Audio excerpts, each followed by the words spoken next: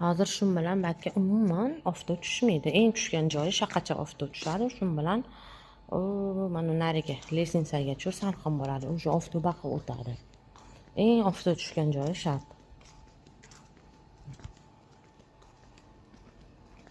8 sotik. Mana yana bitta ayvon bor.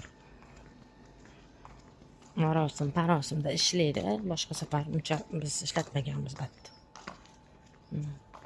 Tam katta ayvon.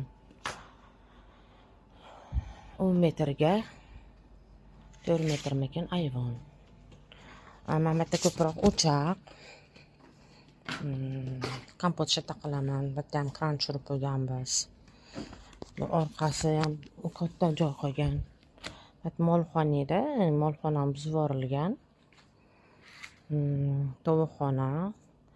Kachalka qilingan. Bu kachalka nimaga ulangan suvga.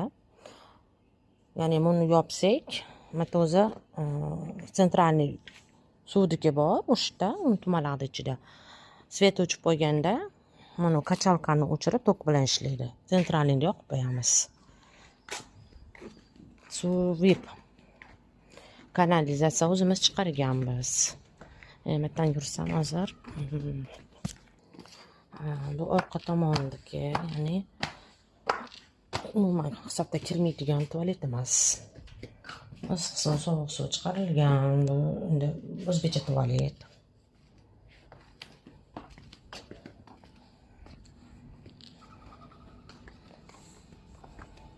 Bu bitta sanuzel. Mana bundan kirsa ham bo'ladi. Buni o'zimizni xonadan eshik qilib olganmiz. Bitta katta zal bilan spalni bor.